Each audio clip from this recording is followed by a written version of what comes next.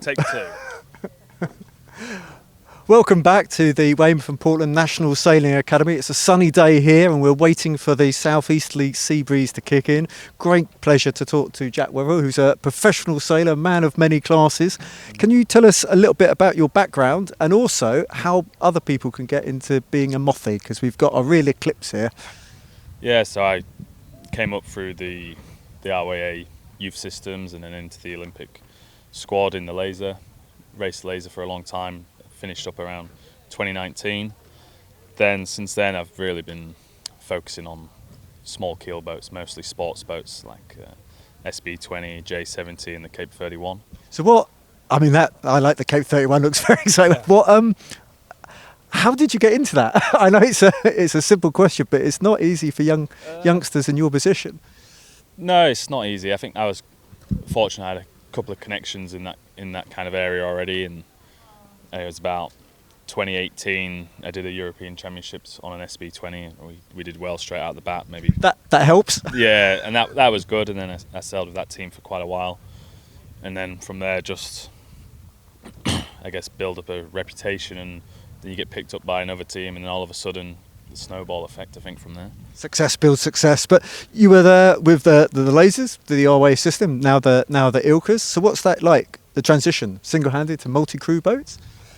Yeah, no, it is. I think for laser sailors, it's a little bit difficult because you feel so much in the laser. You're so attuned with the boat and the water and the wind, and everything you're doing is inside your own head. And then you've got to transfer that and really start to think 2 steps ahead, so you've got time to vocalise exactly what it is you might want the helmsman to do, or the trim team, or if you call them the tactics or something like that. Rather than that little wave which is just half a metre away from you. Yeah, you've got to try and focus a little bit more long term and accept those little short gains which you might take in a laser, like that little press on one wave, that you just might not have enough time to communicate that straight away. So it's a bit of a different tempo and pace, I think. And the Moth class, I mean, I'm just in awe watching you guys literally flying around. How did you get into that? And also, how do other people get into the Moth class? Because it's just amazing. Well, yeah, well, for me, when I was laser sailing, I was lucky I lived here, and well, you say lucky, but you made a choice.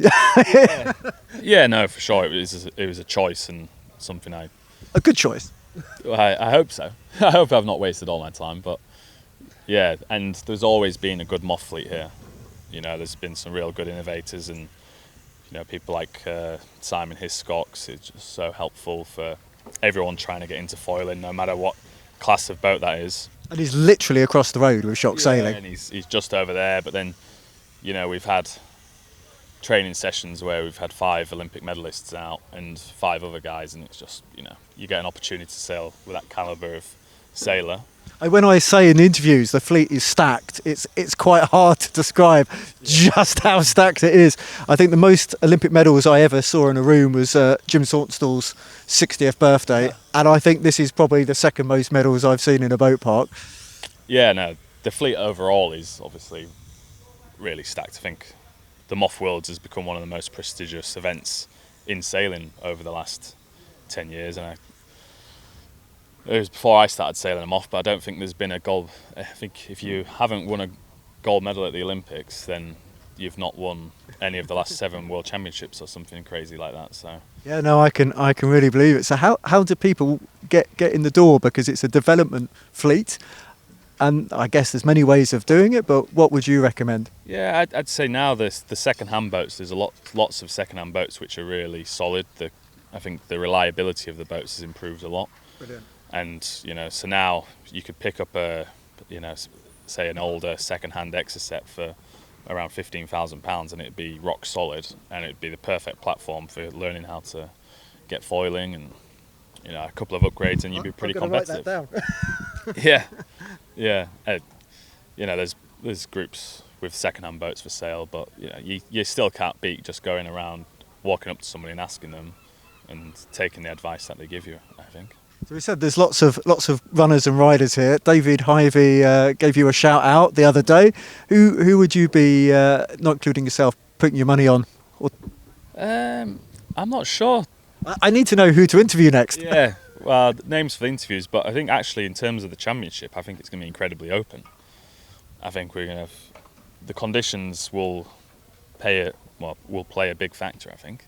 So somebody who could perform throughout a wind range, I guess. Maybe throughout the wind range, but obviously, with it being development class, everyone's got options on masts, sails, foils, and everybody, I think, will tweak their overall setups towards their own strengths. So there's probably some very important decisions to make before you even hit the water. Yeah, in terms of what foils you're checking at measurement and stuff like that. But I think people are probably not really showing all their cards yet. But I think Tom Burton, nobody's really mentioned his name, and he did come third at the Worlds in 2019. And obviously he's former laser gold medalist and world champion. I think he'll be pretty handy. So the Kiwi guys look to be going well. Rob Greenhalgh has been going good. And then lots of the Portland guys are fast. You would hope so, being slightly biased. Yeah, but sod's law. We're here in Weymouth in June, and we've got easterlies. So. And you've done so much training in a southwesterly. Yeah, I mean, it's probably 90% of the stuff we do is in southwesterlies, so it's a little bit different, and it's one of those. It's not normally like this. That's what they all say. Yeah. Well, thank you so much for your time. No doubt you will have some boat tinkering to do, and we'll be on the water later. Thank you very much, John. Good to see you. Cheers, Jack.